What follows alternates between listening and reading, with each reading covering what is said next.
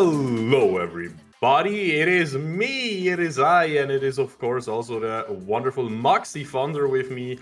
And the even better part about today, we also have a banger of a series today. We have our Fenrir boys against AKA, also called Akasara. I'm so sorry if I butcher that name, but I think we're just going to stick with AK right now. Moxie, how are you doing today?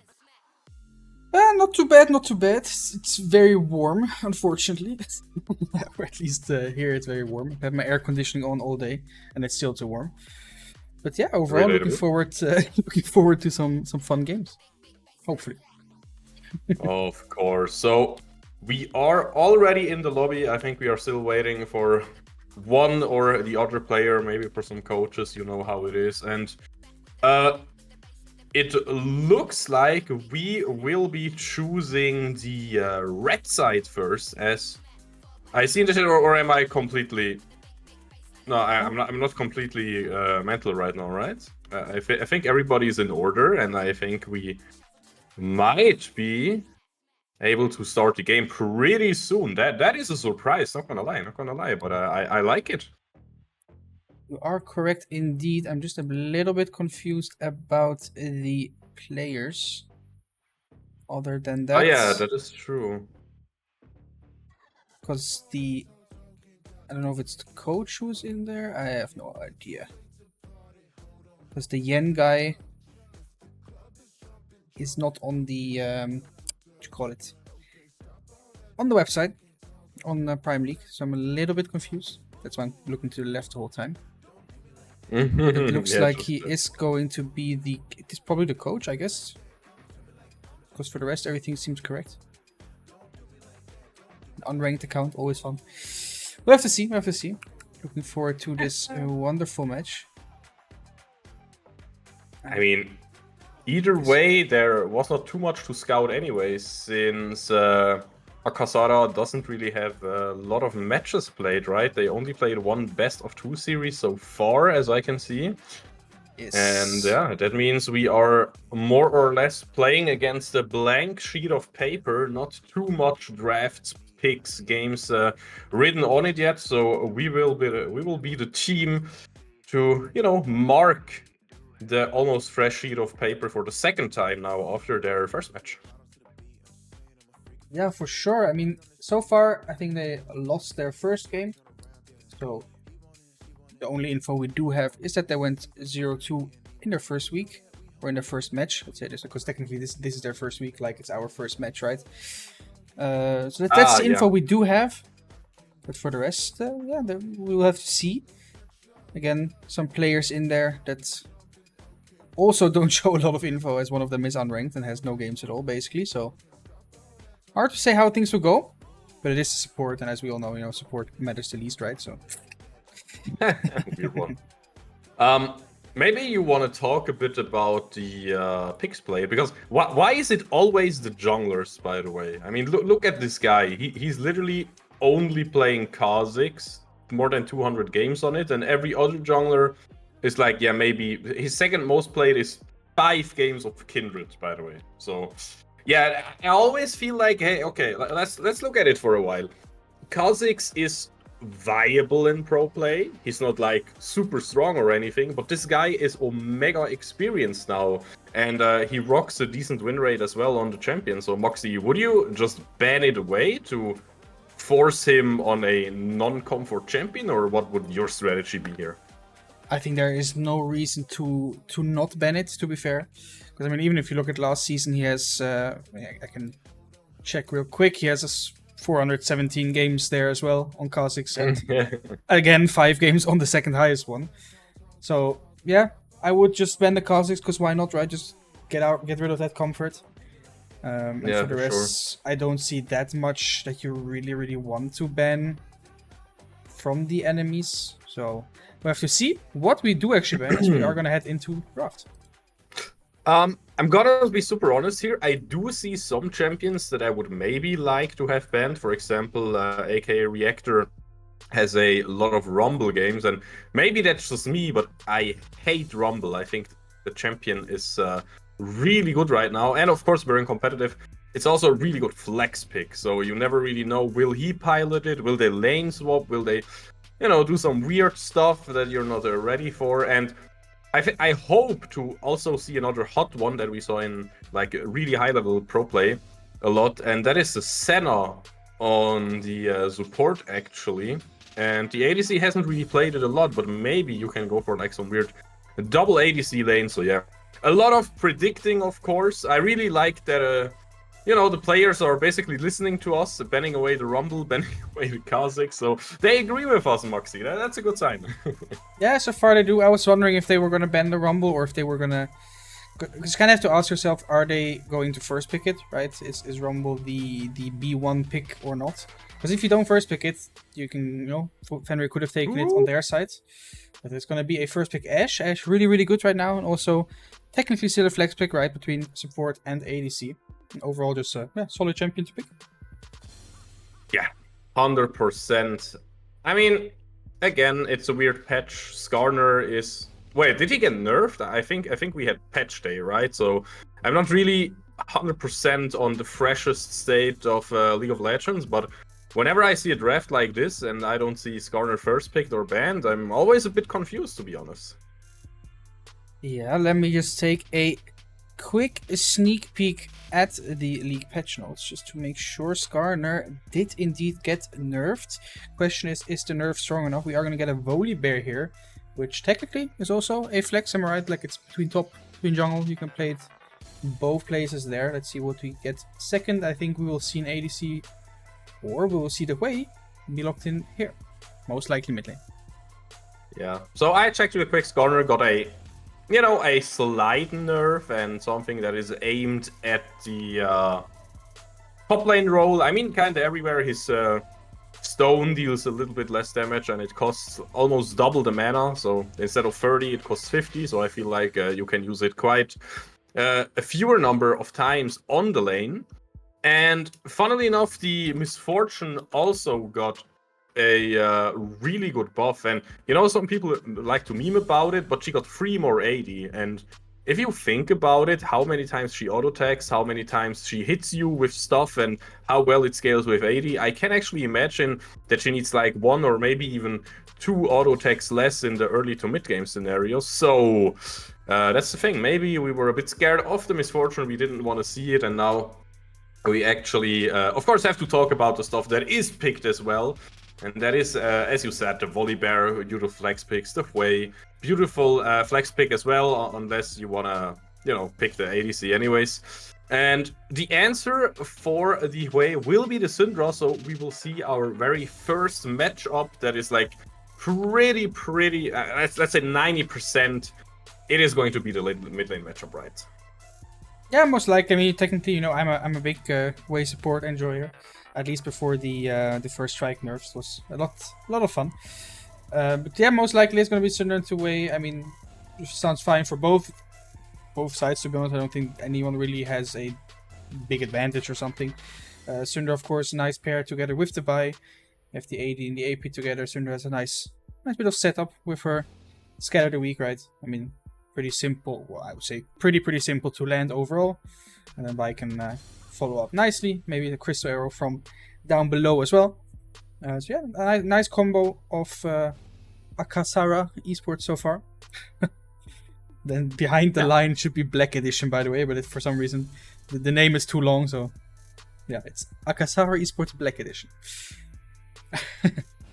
I see. It is well, we can't even say that name in 2024, honestly. Else I'm just joking, of course. What do you think about the Ezreal pick against the Vi pick? Because, of course, most junglers enjoy Vi. It's more or less a staple for basically almost every jungler. And I always feel like Jarvan, Vi, those are the 2 meta junglers that can get quite interesting if you look at the squishy targets so far. For example, if there's Zeri, Jarvan Cataclysm does almost nothing, then you pick Vi. And then on the other hand, if you have like an immobile ADC, you usually want to pick the Jarvan. And now here we see a Vi pick from AKA, and we are actually picking the Ezreal in a response, and we already have the way. So how do you like the Vi here in those regards? Again, I'm just quickly banning someone from chat because we don't want to buy viewers. I am sorry. Yeah, Can I mean, have I two for personally, one? no. I personally like the Ezra overall. He's really strong right now, right? So it's decent, and we are gonna see the quote-unquote potential flex being broken here with the way support, right? We will see the Nautilus with Braum. Oh no. A bit of a boring so pick, sad. the Nautilus is always. But, you know, the Braum is taken away, so at least, you know, that's one of the counter picks into the Nautilus that is no longer here. Braum, Ashe especially, like, are really strong together. So I'm a bit surprised, kind of, to see it banned away from Akasara's side. But we'll get the Leona answer, who is also commonly known as a good pick into the Nautilus. So two nice, hard, engaged support tanks. And now we'll just have to see what they finish up for the top lane. And especially where the Volibear will go after that. I mean, that is the most obvious flex pick to keep open, right? You can put him into the jungle. It's a good matchup against the Vi. It is a, absolute classic of a jungler. It's a matchup we have seen a lot. But hey, now the discussion begins. Do we actually want to pick it on top lane and give our jungler some maybe more mid to late game scaling carry oriented picks, or do we want to leave that open for our top lane? A few more seconds left, and it will be the Xin Zhao. So unless Xin Zhao is a hard counter to Aatrox for some weird reason, it should be Volibear top lane. That is going to be the Thunder God in the top lane. Volibear versus Aatrox. I haven't seen Volibear top lane for a while. Of course, we always know that it is playable up there, but again, I just haven't seen it for a while. I think Xin Zhao overall is pretty good. You know, you give some nice early game pressure with it, and also you are, in my opinion, pretty good into the Syndra Ashe, you know, because you can kind of just press your ult, block the whole Syndra ult. Overall, not too bad. I mean, maybe Vi and Leona aren't the best of matchups for you because they both, you know, kind of go into your face. You get CC chained, and if you get CC chained as Xin Zhao, that's like the only thing that kind of can screw you over, if you want to say it that way. So, I have to see. I'm a little bit surprised. I mean, I know that some of the spells should still update, but I don't think Nautilus will stay with the heal as we see right now. Most likely, it is going to be an Ignite or an Exhaust. We will see now, and it is going to be the Ignite. Classic. Who's got?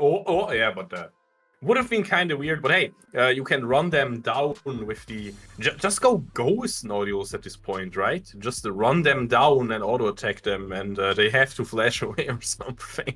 Maybe.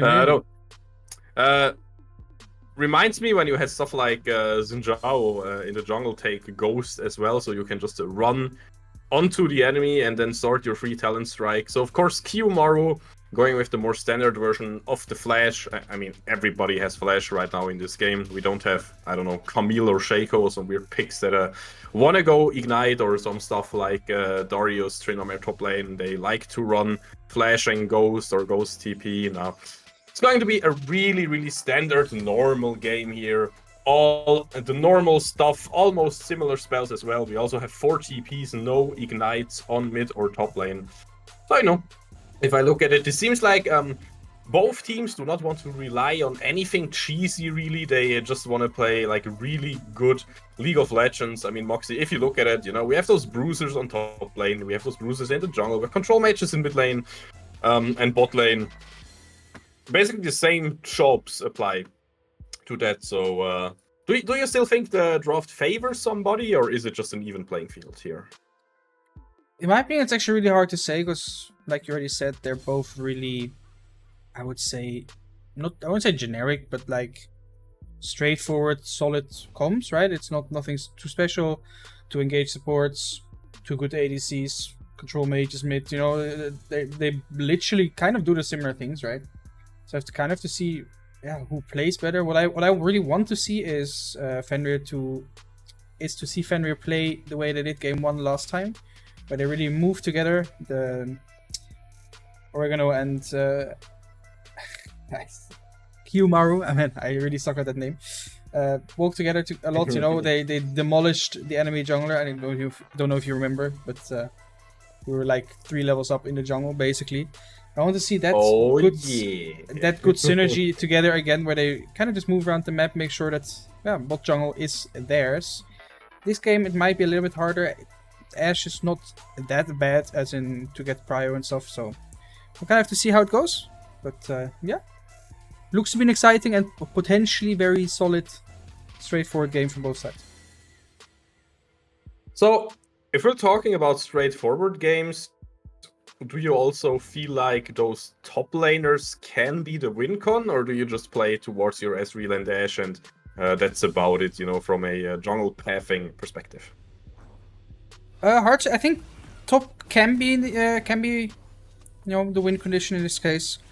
I personally, I'm actually not so sure. I think I would play around Aatrox more than Volibear.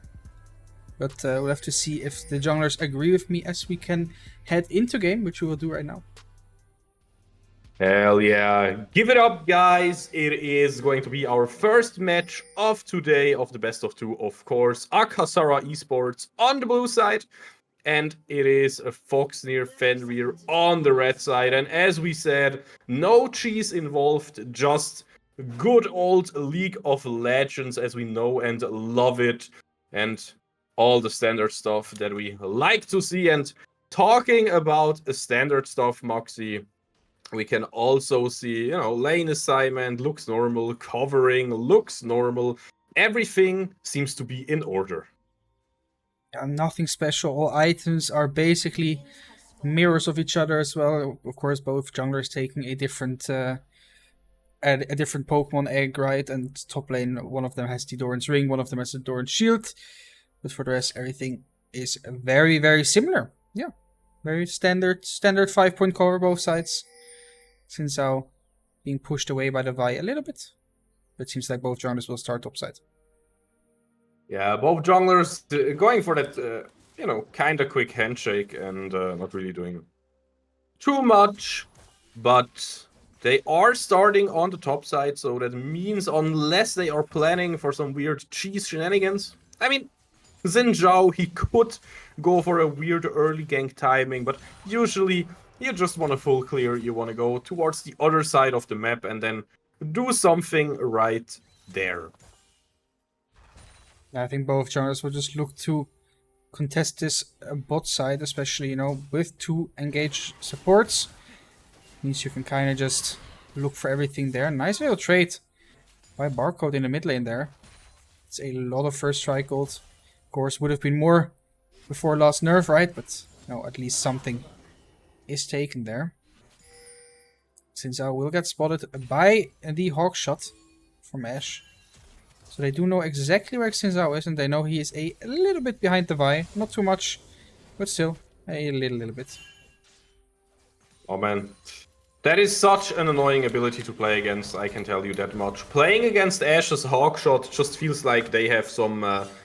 I don't know, it's like playing against early blue wards already or something. It feels a bit like cheating, not gonna lie, but that is, you know, some of those supportive ADC traits, if we want to call it like that. And that is also why Ashe, with her slows and her long range engage, Enchanted Crystal Arrow, why she is considered to be one of the more supportive ADCs, while on the other side we do have the Ezreal, and of course this guy, all he literally has is damage, nothing else. Yeah, damage. A lot of skill shots though, which you will have to hit to get most of that damage through.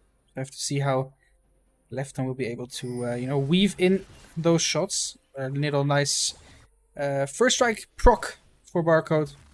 Also kind of denying Syndra's first strike, that's important as well, right? You kind of get bonus gold and you deny the gold, so it's almost double, basically, in that matchup. Yeah, double or nothing, boy. And if we talk about it, the Scuttle also wants to be fought for. The hook connects here on Dust. Dust is dropping dangerously low, getting ignited, tries to run away, but no way! Look at the first blood! Look at the second kill in the game. And I really like Foxnyr's position here. Already well played. Yeah, really nicely done. Barcode kind of abusing the fact that Syndra just used all her spell rotation, so she couldn't really follow up on anything there. walks into the river, made sure that if anything happens, it was going to be a 4 versus 3. And, well, Vi did manage to get the crab, but she gives her life and the life of her support to get that one. And I would say that's not too worth it. I have to do the math real quick, and oh god, oh, the stonks are looking terrible. 1.3k or 1.2k off a lead right now, and Dostos, you can see it right now. Qmaru with the tunnel is just so dangerous. Barcode almost no mana, and Leona is also here, so you maybe do not want to get too bloodthirsty, but at the same time, Volibear also moved down, so Elias or Elias can have a chill backport here and maybe TP straight onto top lane or just walks there. Nope, he will decide to get TP and also get the really early Ionian boots of Lucidity. I really like that buy. Yeah, it just gives you a little bit of extra poke with your I don't know what it's called, but the thunder strike, the thunder Sky Splitter, something like that. Sounds about right. Yeah. you know. I'm a little bit surprised that Vi went to contest since I was chickens. I'm not gonna lie, because you kind of know that, especially after getting those 2 kills, that Xin Zhao will be a lot stronger than you. But she tried and she got away at least this time. But for now, the game slows down a little bit again. Dragon's still up. The Grubbies will spawn in a bit. Have to see what both teams prioritize. Leona E missing. I think that's actually better for her that one missed. I don't think that would have been a good E to hit there. Oh man, Nautilus against Leona, 2 melee supports, and all they can do, they are really one-dimensional, really. They either go in or they don't. That's the 2 directions they have. Like, most League of Legends champions are in a 2-dimensional plane. They can move like up, down, left, right, but at the same time, Leona and Nautilus, they're basically one-dimensional, right? They just go in or they don't. They have like 2 they have 2 options, and that's it really. Now, meanwhile, Qmaru showing on bot lane to shove out, and I think that is kind of kind of calling, hey, we will be doing Dragon, guys. In case you're wondering, you can maybe take Grubbies meanwhile, or don't. I don't care. Yeah, they're kind of showing their cards, you can say, but they'll take this Dragon for sure. And I think maybe if they are fast enough, they can still potentially contest these Grubbies. Volibear did just go back, so he needs to run back into lane. But Vi is also still clearing her blue buff, so she is not on those quite yet. And yeah, as you said, both supports being kind of straightforward, kind of one-dimensional. I personally prefer... It's hard to say. I think I prefer the Leona in some ways. Because to me, if you compare the 2, right, if Nautilus goes in and his team can't follow, he kind of just instantly dies, right? While Leona, on the other hand, is giga tanky, which with her W, she kind of is just 3 times more tanky than the Nautilus, so you can kind of survive a bit longer, get some more rotations down, get some more abilities down, wait for your team to come, whatever, anything. Of course, Nautilus has the ultimate.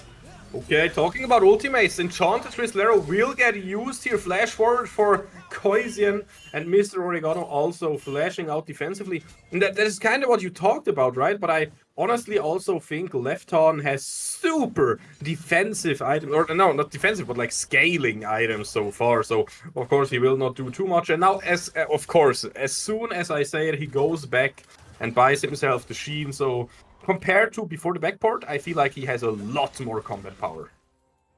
Yeah, but you also can look into Asher items. She doesn't really have anything either. She has the Doran's Blade and the Call. Now she will have those attack speed boots to make sure you cannot move from the spot at all. Permanently slowing you. But yeah, that's basically what it was. I did use the advantage of getting the Ashe to level 6 first. Ezreal, Nautilus did move into River a little bit more. Potentially lost some XP there. Which meant the Ashe got her level 6 just a little bit earlier than them. Which meant they could look for Mr. Oregano. Yeah. Nicely played by them, but in the end, 2 flashes traded, both supports. Exactly. Yeah, that's the important thing. But now, of course, talking about flashes, interesting to have you as a support here. because Mr. Oregano chose to not run the Hex Flash, while Kosien does run the Hex Flash. So is it just personal preference, or do you think it's something else? I mean, I personally think most engaged support you should always run Access, just because it gives you so much more creativity, so much more space to work with. You know, you can take creative pathings. You can go to, let's say, as Oregano, right? You can run into enemy chicken camp and then hextech flash over the chicken camp into mid lane. You know, little things like that. So it gives you a lot more space to work with. So I personally think he should take it. Of course, I don't know what he dropped to not take it. Oh no, wait, what he took for it instead, basically. Oh, bot lane. Action is coming, and Vi with the flash, jumping in there, perma using Mr. Oregano. Mr. Oregano will finally die, but can we get some revenge kills here? Eric S will drop super low, Kimaru flashing forward, getting so much damage done, but now it is a 1 versus 2 situation left on. He will not have enough damage. That was a close one, and now finally triple kill, and this is what AKA was looking for. They are in the lead again for once. A very, very big wave also crashing into the tower. Vi getting 3 whole kills there. Making sure she basically is caught up on everything Xin Zhao had worked for. You know, gets the solo plating as well. And will have her first item completed. And the upgraded boots. So now you can see she's a little bit ahead of Xin Zhao now. And yeah, I mean, they could kind of see it. I think if you, let's say you have Braum there, right, instead of the Nautilus, or let's say you are the Leona. Oh wait, actually. Yeah, no, nothing. No, they are waiting for you. You know. This. I am the storm. No, I'm just chilling. Goodbye. Just making sure. So, oh, actually, oh, camera goes away. Mid lane. Okay, what is going on there? This is a dead Syndra, and on top lane, Zima. He probably wants to go for this one, and he will get this one. He will just body the bear. Elias without his Stormbringer, just a sitting duck. Yeah, maybe expecting a little bit more healing to come through from Volibear. I'm not 100% sure, but mistakes happen. He tried to go for the 1v1. Unfortunately, didn't work out, but we did get the pick onto Syndra in the mid lane. So Xin Zhao can, you know, get a little bit more of a lead. But as I was saying, I think in that position bot lane, if you have the Leona yourself, or let's say the Nautilus is a Braum, for example, you live so much longer there, because you saw the Nautilus got CC chain, just managed to get his ult off and then basically died. And Ashe lived for way too long. That was the biggest issue. Ezra had to flash in, Xin Zhao had to flash, and they both had to flash to make sure that Ashe could die. Now we are going to see a fight of our dragon. Oh, nice hook. Indeed, the hook is looking good. Who is going to drop first? The reactor is here again, and he will get the kill onto Barcode, but of course left on the Ezreal, quite dangerous. Really good hook to also get reactor back in there. Reactor will die again. Kosien solo, Duster solo. The Mystic Shot will not connect, but left on he only has to hit like 1 or 2 auto attacks. Really good sidestep, but that means you will stay in range for the hook, for the dredge line. And now, of course, it is not as many kills as we would have probably wanted to get, but does it really matter? We wanted to get the dragon, and gold is also dead even again. So in my book, that is a victory for Foxnyr. It is a victory for sure. We get the 3 grubbies in top lane. We get the dragon. We trade 2 for 1. That is a trade you will take every day. Really nice hooks by Oregano there. First on the Ashe, then on the Syndra. Making sure they could finish those 2 people off. And Barco just saving... sacrificing himself. For the greater good. The sacrifice was a hero sacrifice indeed. But of course, it is still a kill. And this means, yeah, left on with 2 kills, looking strong. Both junglers, seems like they are doing a good job on 3 kills, the Vi and the Xin Zhao. So not really too much happening there regarding, you know, jungle broken roll. Jungle always gets the kills, always does things. And we have to talk about something. I'm looking at the inventory of Elias, and I think this is legit though, right? Yeah, there is a Rod of Ages indeed, and just a little note there as well. You saw what the Leona did there. Thanks to Hextech Flash, you could look for a little bit more over creative pathing to try and get Barcode. Unfortunately, the ultimate, or fortunately for us, unfortunately for her, the ultimate did miss. And nothing really happened. But that's the power, the strength of the Hextech Flash when you are playing an engaged support. If you're Nautilus there, you kind of have a free hook onto the Hui, or, Syndra, depending on what side you're on. And now the Herald will be started by Xinzhou. Oh, indeed. So it is free Void Grobbies. And, interesting play though. Dostos looking for something on bot lane because the objective is being taken on top lane, but it's so much lockdown left on. Just no counterplay. Maybe with the hook. Wow, what a flash hook combo there. It connects. Dostos tanking the turn. That is just too much. Elias gets the counterplay with the TP, really well played, and Xinzhou can now just defend the top lane. I really like that situation for Foxnyr because they got the Herald as well. Yeah, nicely survived there by left. Of course, he did die in the end, but he managed to pull out a lot of time. He got the... Oh, actually, Mr. Oregano, the hook onto the wall. Look at a beautiful hook. Does so much. And meanwhile, on bot lane, first turret of the game is still looking to be taken. I mean, of course, the turrets probably do not like being destroyed, but hey, the gold is still not taken so far, but Elias maybe has to watch out a little bit on bot lane because now the Ashe is there again and also Dostos on the Vi is close. So doing the smart thing, the disciplined thing, let's call it that way. But talking about smart, mid lane is getting engaged. Dostos is the front line right now, but Kyoizen also there, Reactor also there. It is 4 versus 1. Little Mr. Oregano, of course, he cannot do anything here. Meanwhile, Zima in the World Ender will not find too much, but hey, cool little roam. And the Ashe got some pushing power on bot lane. Meanwhile, I think we have to give this one to AKA. Yeah, nice little roam there. Of course, they are going to lose some more HP on that top lane tower. Hui getting some free time up there. But in the end, Oregano will have fallen for a second time this game. Doesn't matter too much. We lost the flash on Ezreal. So he won't have flash for the potential next dragon fight. And now the first tower will indeed finally fall. Or it has fallen already, but the notification came late. I mean, this build is looking really spicy, but again, I remember all the AP scalings on Volibear, especially on the Sky Splitter. Now on bot lane, it is a 3 versus 2 again. Stormbringer onto Reactor, but Elias realizes, nope, I probably just want to get out of here. Kiyomaru tries to get a kill, and he will get a kill, despite being CC'd so hard. And this looks just beautiful. And meanwhile, top lane, Zima will also go back to the base. Will find the first death of the game, and Foxnyr is just shining bright right now. Yeah, really nicely done by both jungle and mid here. Of course, Barcode getting that 1v1 and Kiyomaru making sure he knew he was gonna die. He was gonna get perma-slowed by the Ashe, so he had to do something. Went for the Syndra and managed to get the flash and the kill. I'll be happy with that one for sure.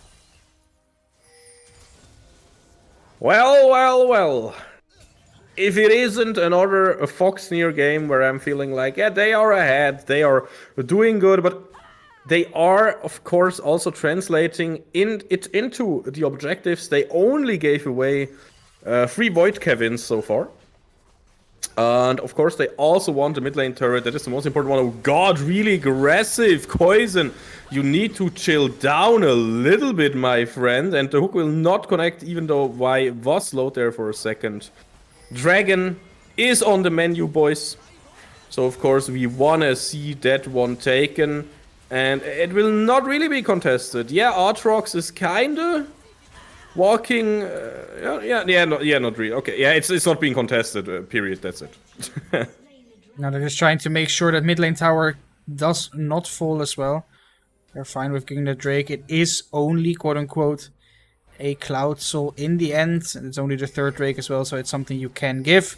But you can see this wave is already starting to do so much damage. And now, potentially mid lane, there are still 4 members of AK there. Turret dropping so low. They want to defend it. They are all in the Darkin Blade and they will get solo. But Kiyomaru not down yet with the Wind and Lightning. He tries to get some more poke damage. But man, Barcode will not have permission to move and thus will die to a Barcode spiraling despair. But still, what is actually happening here, Moxie? I mean, we got the TP from Zima, so I feel like it could be worse. Mid lane turret is almost down.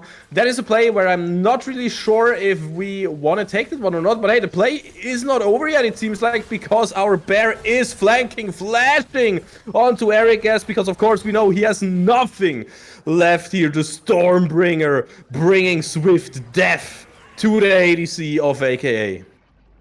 Yeah, both teams defending those mid lane turrets to the death, quite literally. Both towers standing with, I could say, a sliver of HP. Nicely played by AK again. You know, managed to catch the Xin Zhao off guard, kind of, and it's what I mentioned in the Champs League, right? He was CC'd for basically 5 seconds, like really long. It felt like 5 seconds at least. He was CC'd for a really long time. Managed to get his ult off, but he was already at like 200 HP, so it you know, didn't really matter at that point. All the damage that was dangerous had already come through. That's a really nice counter, or nice counter played into the Xin Zhao. But of course, we managed to get some kills back. We got the Ashe, we got the Leona Flash as well. And at some point, one of these two mid lane towers will fall. We have basically been ARAMing the entire time, and for a good reason. I mean, look at the mid lane turrets. They are both basically dead. Blue turret on 300 HP and red turret on 300 HP. The difference is literally 7. It is 7 HP difference. I don't think I've ever seen two towers this close with basically the same HP and basically like 2 or 3 auto attacks until it dies. Yeah, a couple more hits, but those hits are the difference in the end. And now Baron is officially here. Of course, I mean it already, but it is being played around now. Elias trying to bully around AK in their own jungle, and now this mid lane turret will fall? Question mark. Both carries standing. Yay, finally! And the flank though, the flank is looking good. It is looking amazing even. Zimzor trying to do something here with the World Ender, but I don't think you can do anything, my friends. The minions have been cleared by Reactor, but that is the only thing that you can really do in this position. And you said it, Moxie, the Nasher is spawning. It is 22 minutes, and this will be Nasher 100%. Maybe we lose mid lane turret for it, but if you just move away 2 people, if you have the info, then yeah. Now, playing it safe, I like it, honestly. I like it. Mid lane turret on 300 HP for the Nasher. We take those. Yeah, at the end, you know, losing that one turret. Of course, you know, you can try to avoid everything, but you cannot do it forever, right? It doesn't really matter too much. Leona took my words a little bit too literally, and you know, tried to defend that mid lane tower to the death. Got caught a bit off guard when the tower fell. And yeah, really nicely played there. Kiyomaru managed to get his ult off a little bit sooner this time, blocked the whole Syndra ult. So that one did absolutely nothing. And now, in a minute, the last or potential final elemental dragon will spawn. The Cloud Soul will potentially be taken by Fenrir here. Moving on to the then final dragon that usually puts the nail in the coffin. Oh yeah. I mean, to be fair, it is a clown I mean, excuse me, it is a cloud dragon. I'm still going with the good old meme. I'm currently looking at everything. Left Horn is not even looking at the arrow and dodges it, you know. That's just the power of Airsteel, the Arcane Shift. I mean, you have to try something, right, as Eric's S. I'm not even blaming him. But it's still 80 seconds cooldown, by the way. Because I'm not the one observing, I can just check all the cooldowns, of course. And I love to check the cooldowns, you know. I love to think about, okay, how many waves, and in this case 2 waves, can we just push for free now and not worry about the arrow anymore? And of course, it also means no enchanted crystal arrow for this dragon fight. And maybe you didn't even plan on contesting it. But either way, it has to feel kind of bad. Now, of course, if one team is doing Dragon, then you could try to just kill the top laner, but Elias, he does not want to be caught. Now, he will use it beautifully, really good timing on the Stormbringer, and honestly, I feel like he can just run out. Meanwhile, 3 people top, and this means mid lane turret will be gone. Eric S will almost die here, and Lefton looking as strong as ever with his 2 items right now. Elias on top lane fighting against 2 members from AKA. This is a fight that he might as well just win. Dostos almost out of mana if one more Sky Splitter connects. Onto him with the shield. Dostos trying to somehow get away, but you cannot get away from the bear. He runs you down, and this is the moment, if not until now. If you lose the 2v1 against the top laner, you know something is going terribly, terribly wrong. Meanwhile, Kiyomaru in mid lane with his team leading the charge, going in there, flashing away because of the dredge line there. Elios, he literally 2v1 on top lane. This guy is a beast on the Volibear. What the hell? Yeah, I mean, usually, you know, we know Aatrox as the champion memed for his tons of healing, right? You know, living through everything, healing a lot. But Volibear showing that, you know, he can do a little bit of that too. And kind of just out-healed the damage from Vi and Aatrox combined. And yeah, got that nice 2v1 now. Oh my god, it is maybe the final engage even, but it's not even a fight anymore. Of course you can try, turret will fall, Elias will not fall, will just heal up again. The bear will not drop the ball, but you know what, everybody will drop their lives right now. Eric S got away with a sliver of health. Koisian dead, Dostos dead, Zima will respawn just now. All the inhibitors are broken. And if you are an AKA fan, I hate to bring it to you guys, but this game is over. Yeah, it should be over indeed. Elias dropping very low. Actually managed to die as well, so the game will not be over yet. Barcode has no mana to play with. Ezreal starting to drop quite low on mana as well, so they will go for a potential final backport. Spend that little bit of gold, or no, probably not even a little bit. Spend that gold they got. Getting those turrets and those kills. Potentially either look to just, you know, run it down mid. Or to play a final Baron.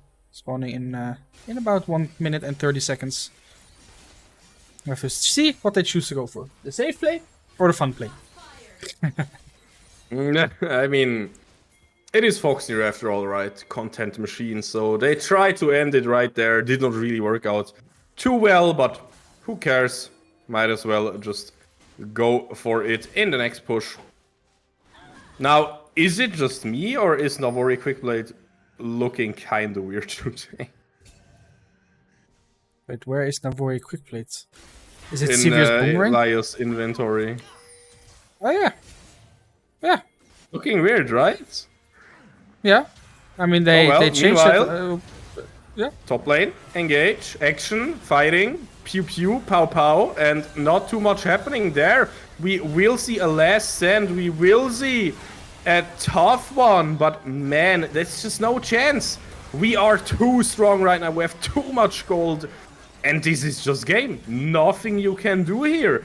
As AKA, you were just beaten like 5 or even 10 minutes ago already. And they tried to stop the bleeding, but they weren't able to do so. So, GG's. Well played. Really nicely played by the boys. Nice game number 1. I mean, we saw it last match day, right? They really played well. Game number 1 as well. So we'll have to see if they can bring the bag home this time. The bag? The money bag. Let's say bring the money bag home this time. I have no idea what I'm saying. But, you know, as game 1 has been finished, now we are going to head into a little break.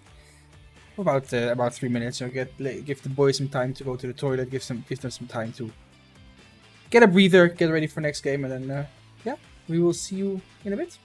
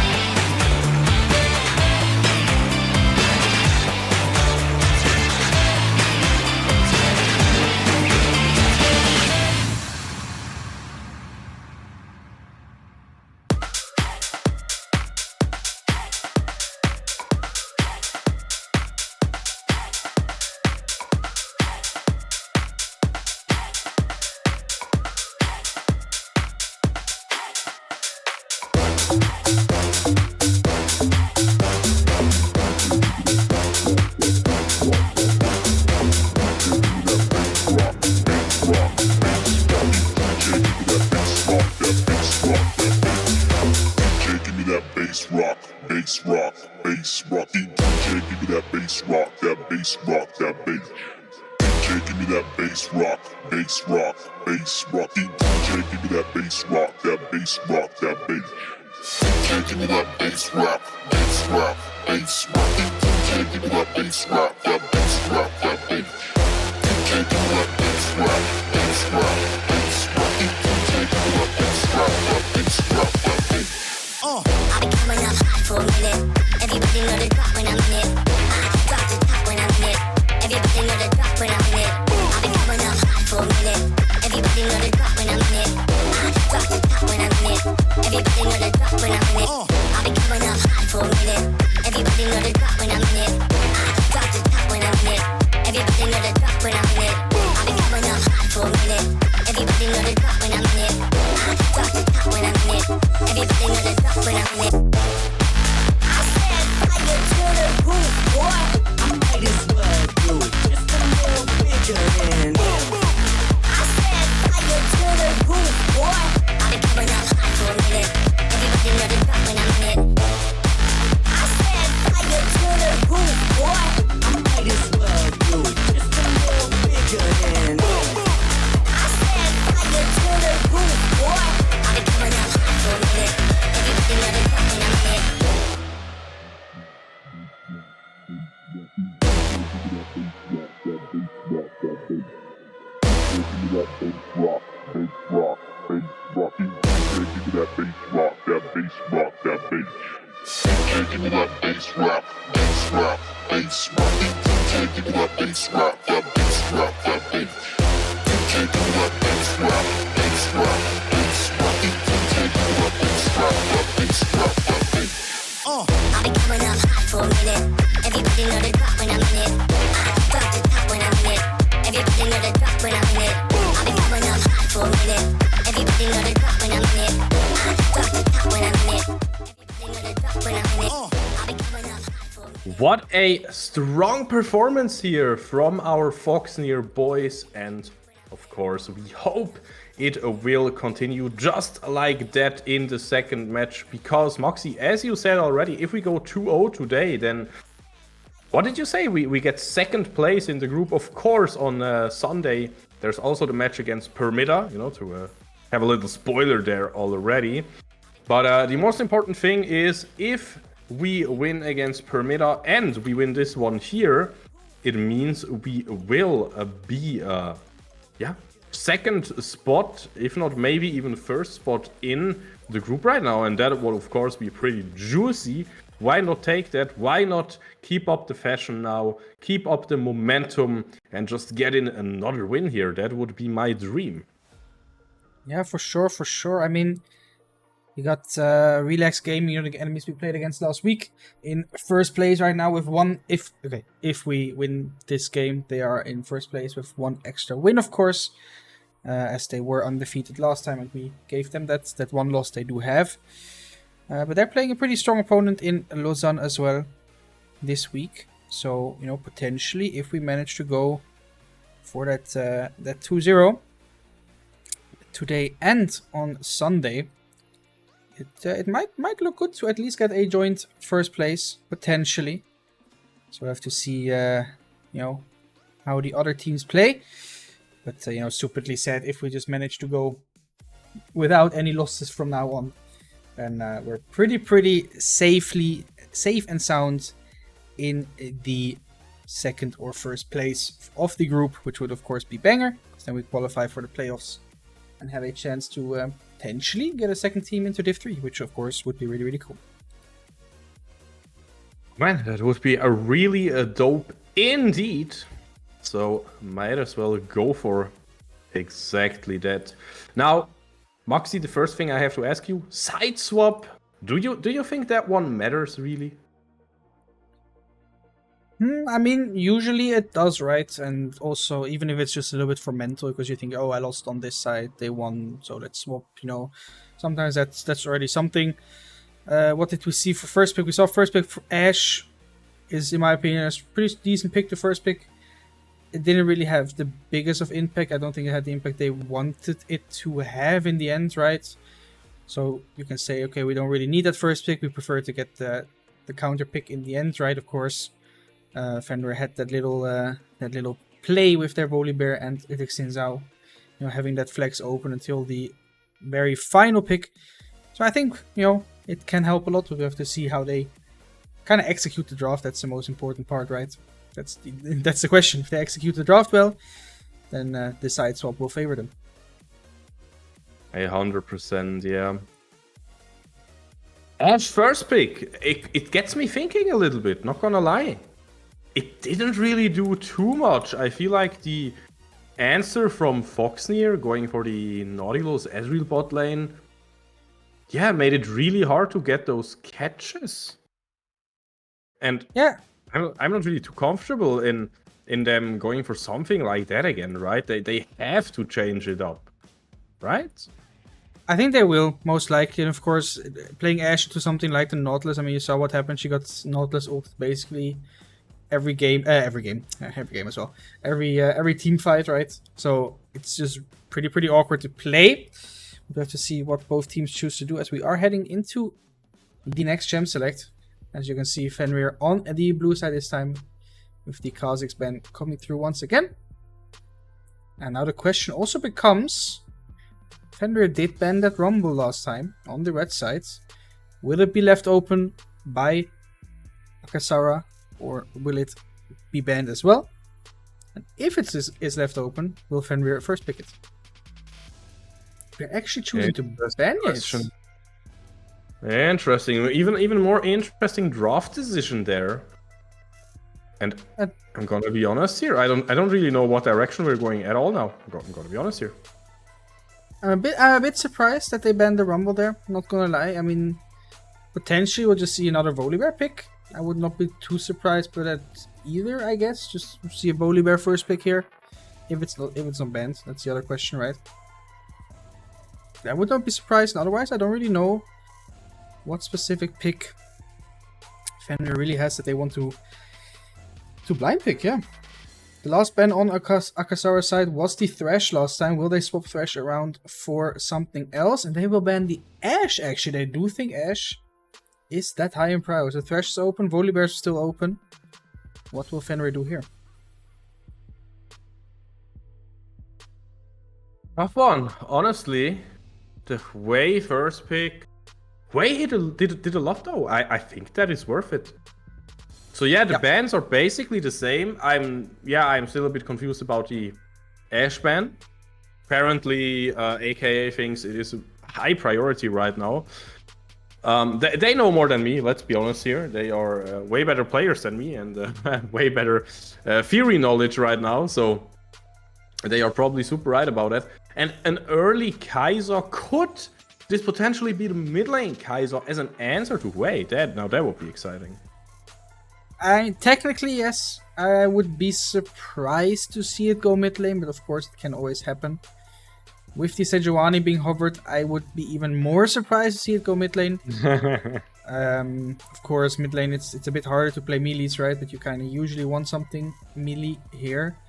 I think something like a Silas into the way would be kind of strong here as well, potentially. You know, that you can kind of just jump on him. He is really immobile. He doesn't have that much self-peel except for his short little fear. Of course, having that extra melee with the Sejuani would be nice. Let's see what Fenrir chooses to go for here. They will go for jungle. The Viego it is. Viego into Sejuani. If I'm not mistaken, a pretty decent matchup. You can kind of buffer Sejuani CC with your ultimate, right? So you can kind of get out of that. And yes. You are a decent tank shredder as well, so not too bad. 100%, yeah, I have to agree with you. Now, of course, it is going to be an interesting one if we see the Blade or the Kraken first, because personally, if I want to skirmish and I want to help delete the front line, the Kraken can be better. Maybe you want to go both instead of going for a bruiser item. That would be kind of too much solo queue style though. And oh man, the Maokai hover, that was a juicy Maokai hover. I actually want to see support Maokai. Come on, bring it on. Important one, Thresh got through, by the way. It was banned instead of the Ashe last time, if I remember correctly. And now this time, it was left open until blue free, and we are gonna grab it. Very likely for Mr. Oregano. Yeah, Oregano, a big Thresh enjoyer. So that's Nice pick to have. It's also kind of picking it away from the enemy support, right? Who also is a big Thresh enjoyer. Nautilus Kai'Sa, I mean, bot lane combo we've all seen and heard and played before.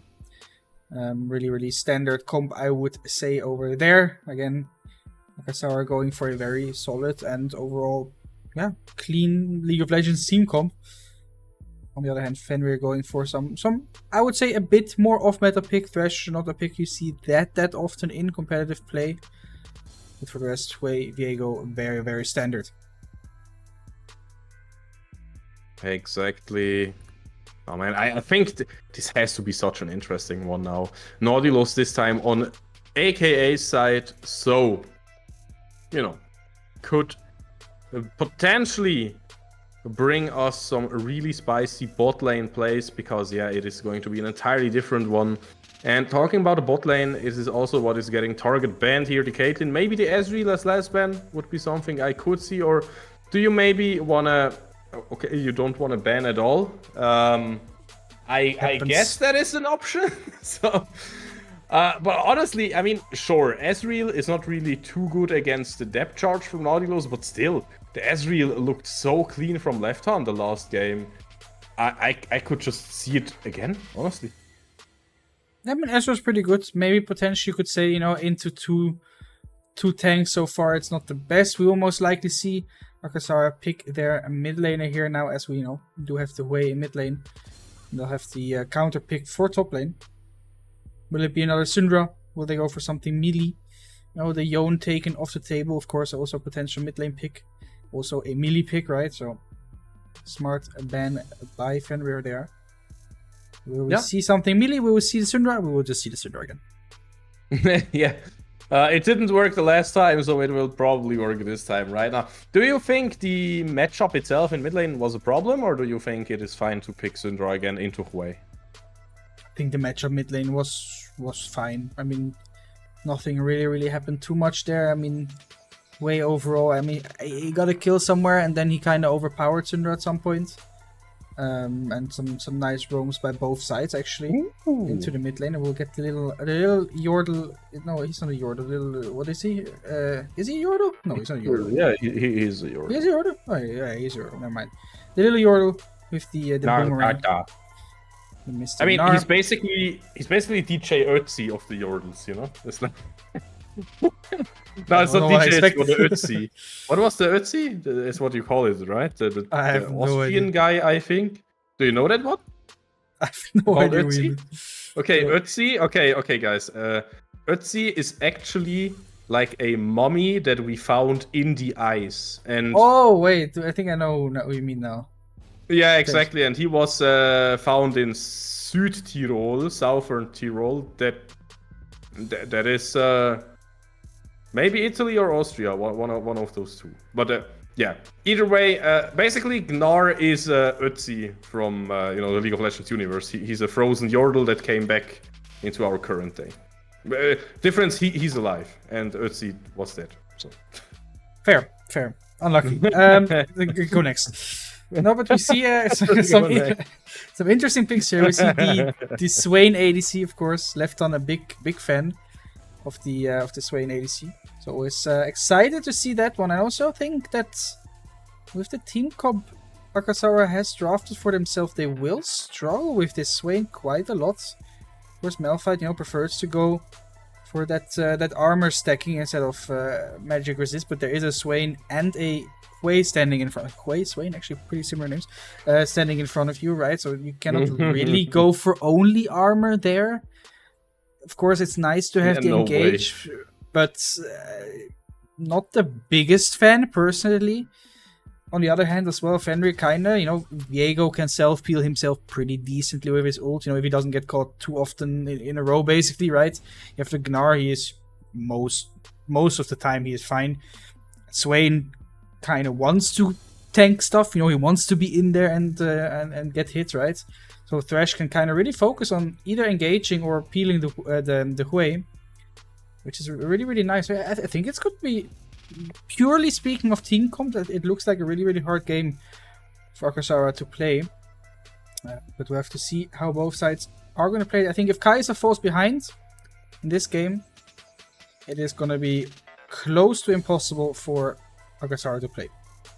So they have to throw all their eggs, all their apples in that basket, in the bot lane basket, and run down there and try to get her ahead. Because if she's not ahead or behind, I think it's going to be a very, very hard game to play.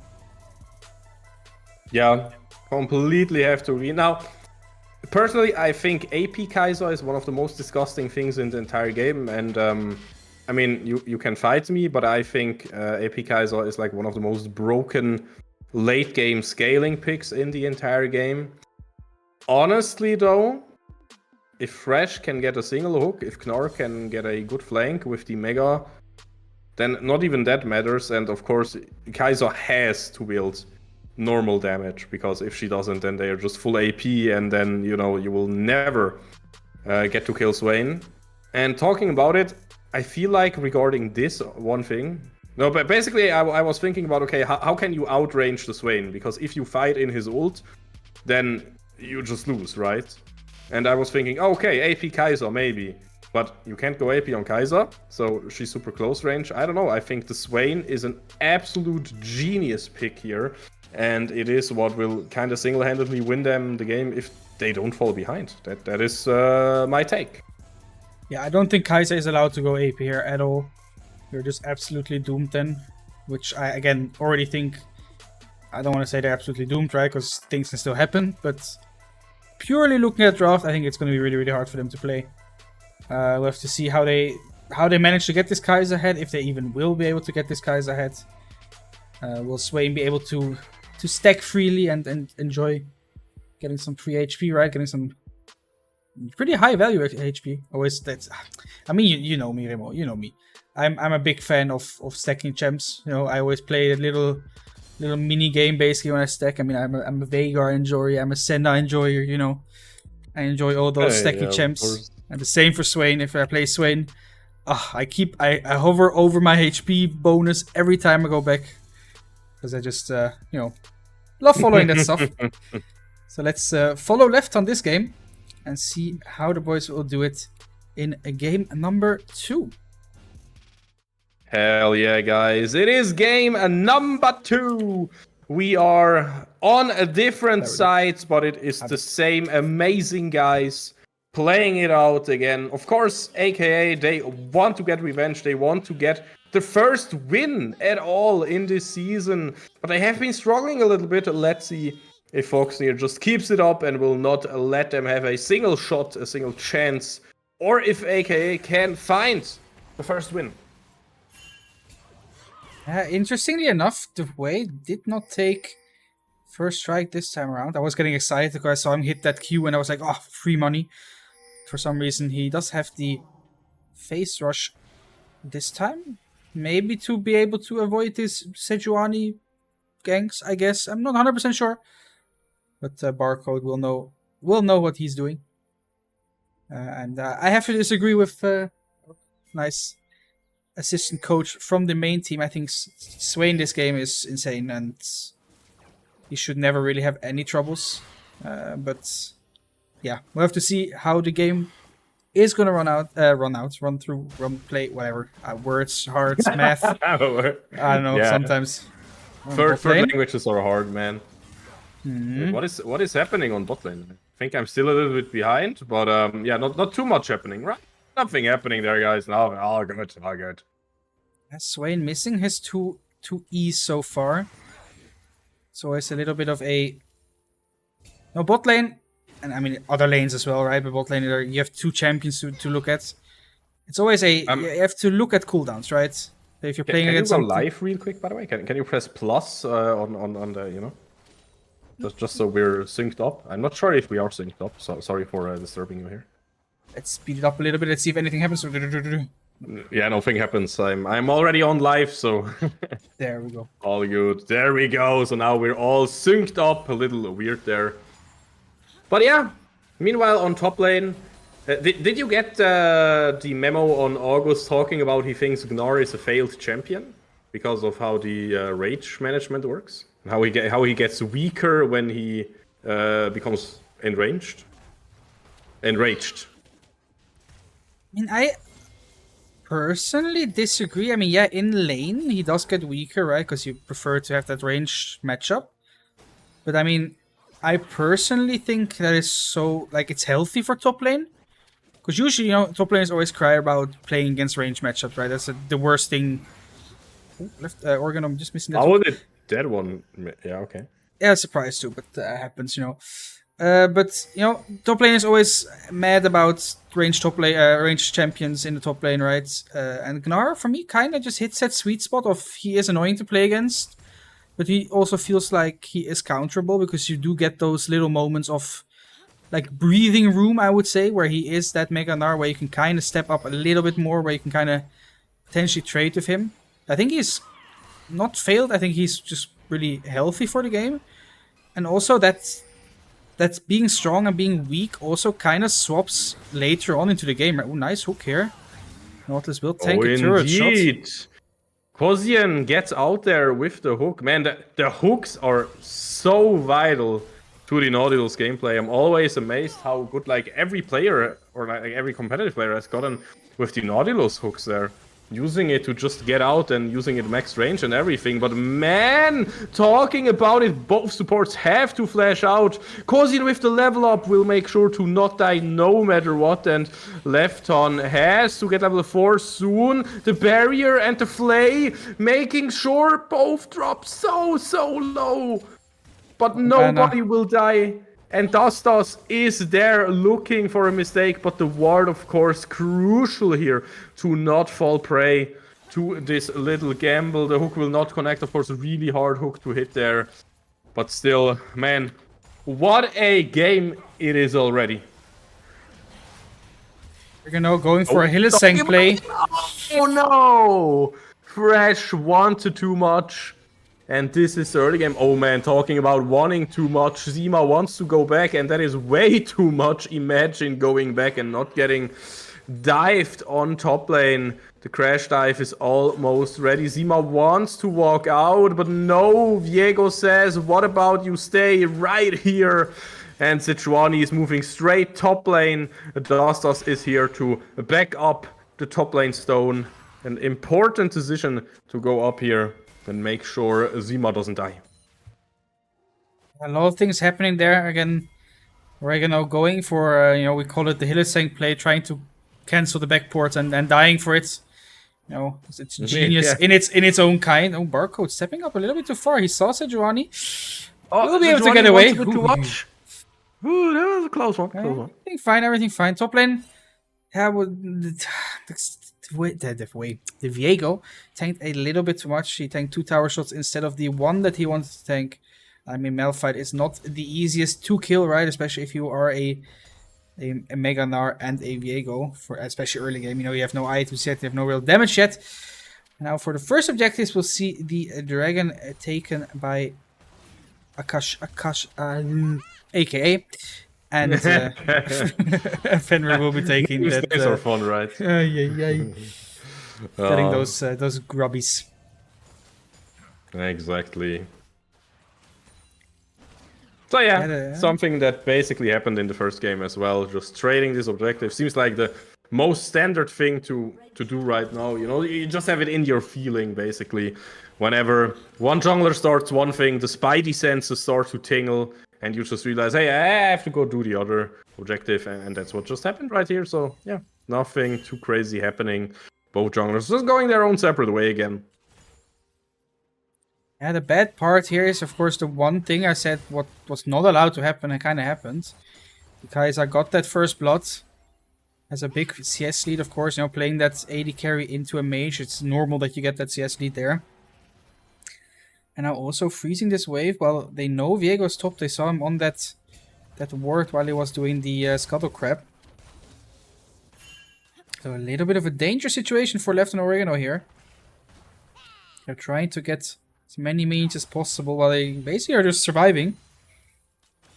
But yeah, really good situation for AKA here. Getting that kill on Kai'Sa. The one win condition, again, in my opinion, for them. And now they do manage to get that wave in. Okay, here I need your opinion as a jungler, right?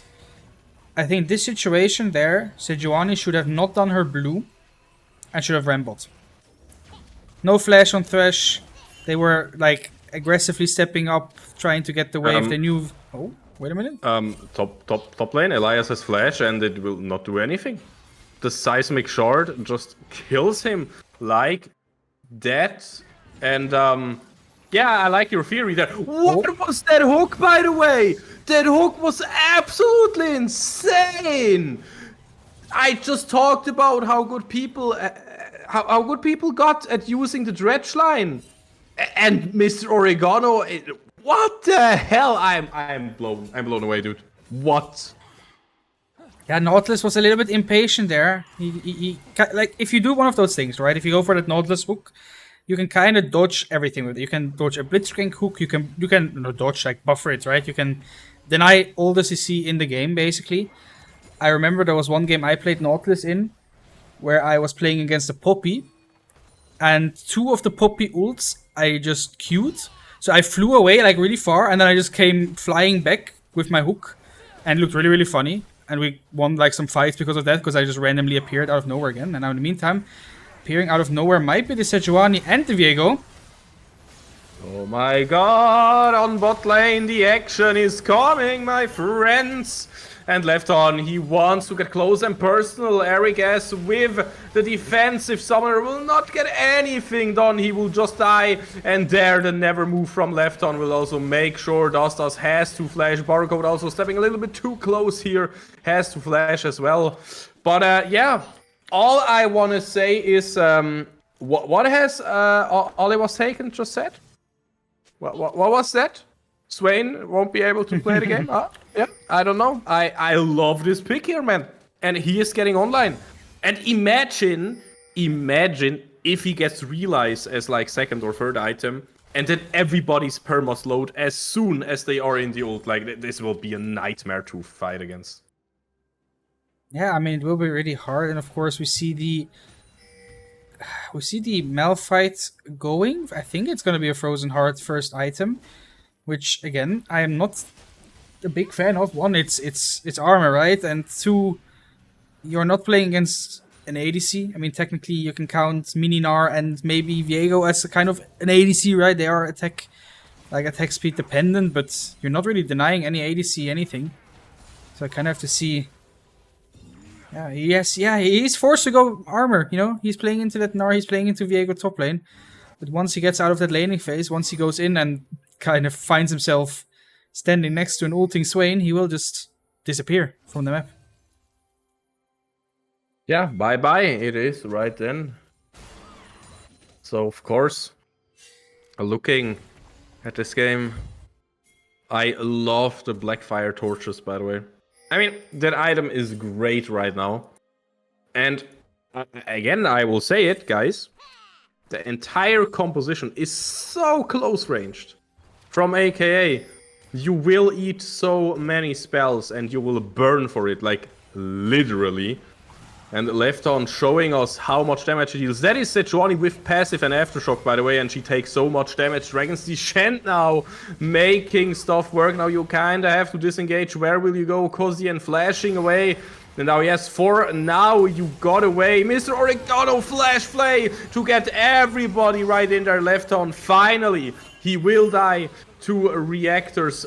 Unleash power, but for what price? Qmaru also joining. Eric S trying to get away with the killer instinct, will be able to do so, but everybody on his team, except for top lane, just died for this mission.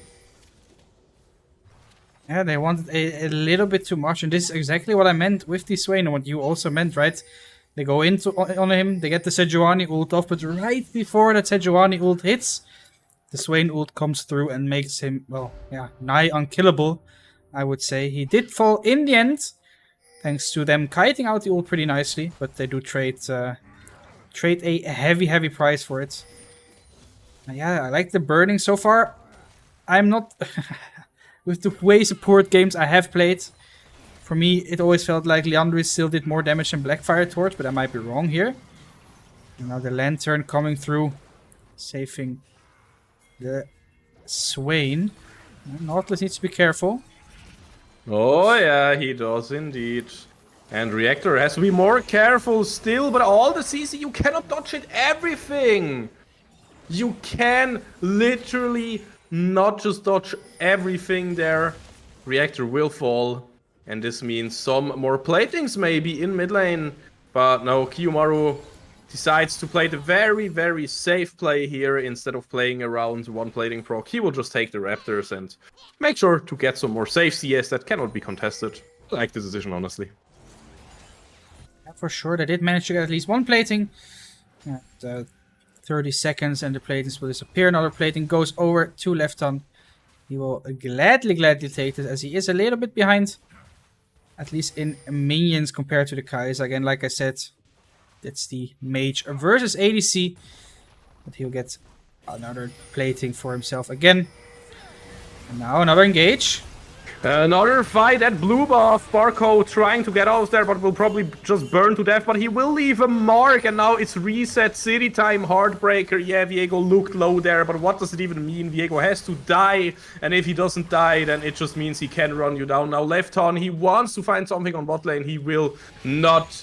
But hey, the flash is taken, and Zima has to defensively use the ult, and it will not even matter. Elias, he wants the kill, he gets the kill. The little Yordle Ötzi gets what he wants, and of course, we also want the turret, we want more, we want to just bring this game to an end. It's almost 10 o'clock, guys, we want to go to bed, so just make this one be over quick.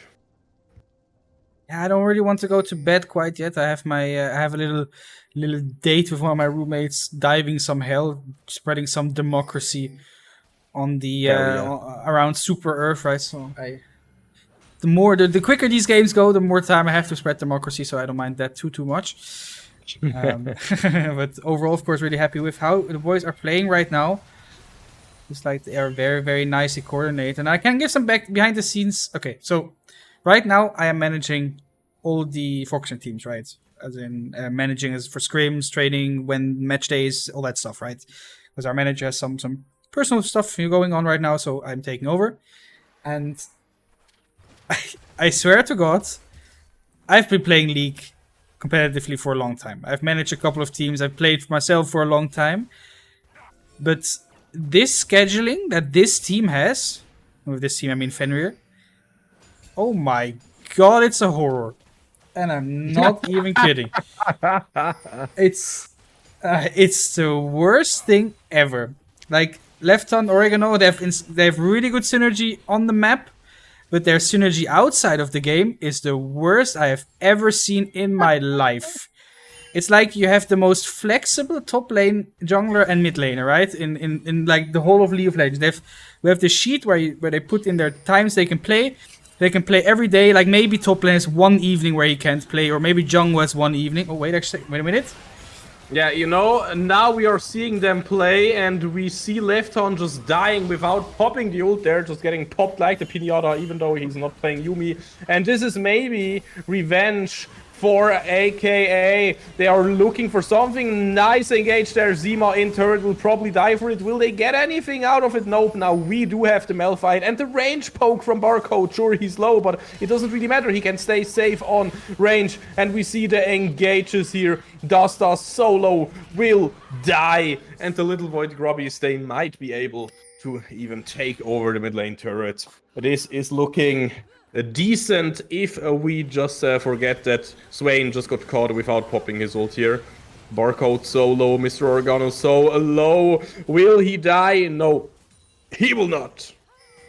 Yeah, quickly before I finish my rant about scheduling, there was some fire in the ice from Lefton for the tower, but they will actually manage to deny the TP. Oh well, that was the nod, and the nod goes into the hands of Kiyomaru. And as you said, the TP was also denied. And the dragon, again, it is my favorite dragon. I don't even know what it really does numbers-wise. I just know always being able to take a bit of chip damage and just regenerate it in a few TP from seconds behind, though. Is really nice. Lefton, can he redeem himself? He will flash out here to dodge some important skill shots. Zima, no shot there. Mountain Dragon was taken, even though Dastas tried to find a steal, but nope. will have to use the Arctic Assault to get out of there. Just somehow Reactor also trying to do something there, help out Oregano, finding a good hook. The Arctic Assault does not seem to be ready, else he would have just used it to get out, and now we have the Viego train going. We will get a second kill here. It is 19-4. It is a 10k gold lead at that point. But on this RAM, it's not 10k yet. Yeah, just wait until all the turrets have dropped, and then it's maybe 11k already. Yeah, it was a ocean drake, not a mountain drake. But on the other hand, the walking mountain called Malphite did fall. So you were technically right. Just oh yeah, I meant ocean if I said mountain. I love ocean with the, you know, the regeneration one. The yeah, ocean exactly. We all love it. We all love it. But yeah, nicely played so far. Nice little fights, and you saw Swain just being able to tank everything from Syndra, everything from Malphite. Didn't really care at all. And now has that little slow item as well, which will make it horrible for AKA to walk into the Swain. Oh, but yeah, yes. Again, like I said, scheduling horror. What the point I was wanting to make with the horrible scheduling is that the boys have not been able to scrim for basically the last 2 or 3 weeks. The performance we are seeing right now is basically close to without any practice. A big respect to them. Oh, yeah, talking about practicing, Eric S really needs to practice this Kaiser if he picks it that early. Because, man, it is not working out. I mean, of course, no bad feelings here. I'm just talking random stuff. I'm tired, okay? I think everybody's tired at this moment. And, yeah, you know, to write it a little bit more, I think Kosian is also pretty tired of dying, but that's just what happens if you play a tank support, right? Sometimes you have to go in, you have to take the engagement, and if your team loses, you will be the first one to die. And that is exactly what happens over and over right now. I am telling you, that's a Nautilus syndrome. I am not even kidding. Nautilus is the worst support. I'm going to say it. Worst support to play when your team is losing. It is absolute. It's so 100%. It's so horrible because you are not tanky at all. You will always die if you hit a hook. Of course, you can find a nice hook. You can find an ult, but it just doesn't matter because your team cannot follow up because you're losing. It's yeah. Again, like I'm gonna take the Leona and the Nautilus comparison again. Leona at least kind of tanks some stuff, you know. She doesn't mind too much. You can maybe get a second rotation off. It feels like you can do something, but Nautilus, I don't know. It's the worst and the most horrible support to play if you are behind. Oh, indeed. And it is just a slog at this point for AKA. Let's be honest here again. They are 15k behind and they are trying their hardest, but man, this is just a slaughter at this point. We have so many advantages. It is just so hard. And again, you have to engage, you have to do something. And you will not get there, honestly. You will not get there at all. Foxnyr is just too strong and too rich as well. If you get all the shutdowns, if you get like some turret shutdowns and a Nash and everything, maybe, but it will just not happen. Foxnyr is looking too solid, and look, even your own teammates are killing you right now under the control from the Viego. So guys, this is game number 2. Sadly, AK will not find the first win today, but you know, on the Foxnyr channel, we can be happy about Foxnyr getting the next win, getting a 2-0 today. Please stop trolling and just finish the game. I already pressed the button to swap to the thing because I thought they would end, but they went for the kills. There you go. No way. But they yeah, finally, game's over. And it's a 2-0 for us today. GG's.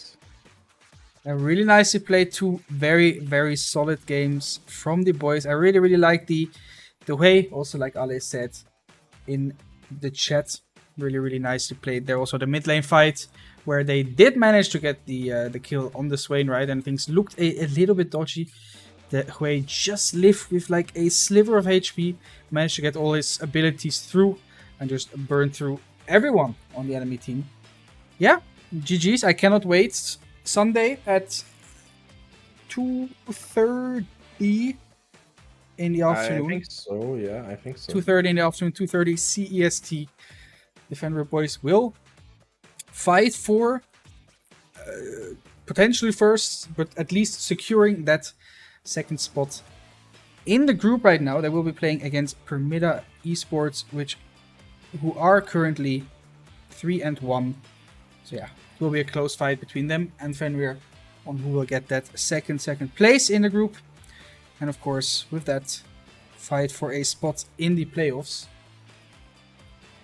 Yeah, I'm looking forward to it. And of course, I'm also happy that next week the schedule of the boys actually aligning a little bit, and they can actually manage to scrim a little bit, practice, and they will look even more solid when the playoffs and the end of season, end of split, it does come around. So yeah, GG's and nicely played. Yeah, next week we can scrim finally. Exactly. Everyone is happy. I'm glad to see it again. It was a horrible feeling as a manager in to try and get anything done. Like writing with all the teams, I'm like, yo guys, we have match day, I know, but we have one match day, one day we can play. Can you guys play?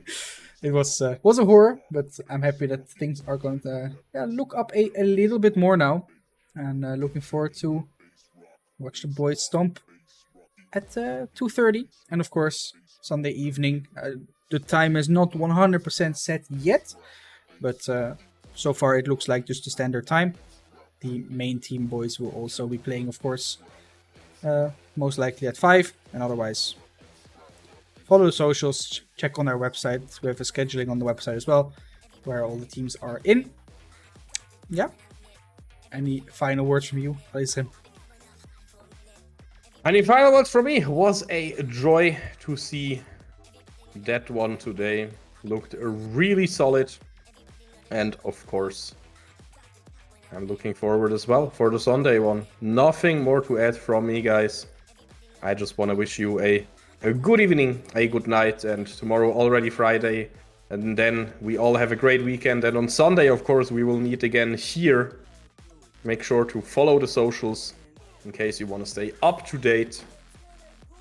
And then we will see each other in just a few days. Have a great one, guys. Have a wonderful evening. Bye-bye.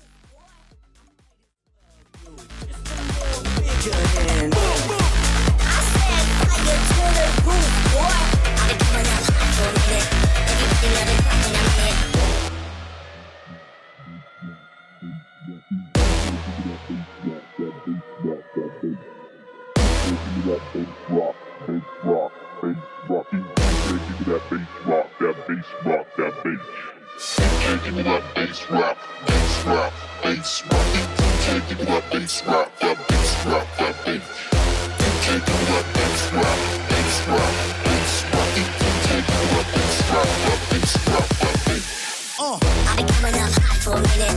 Everybody know the drop when I'm in it. I drop the top when I'm in it. Everybody know the drop when I'm in it. I'll be coming up hot for a minute. Everybody know the drop when I'm in it. I drop the top when I'm in it. Everybody know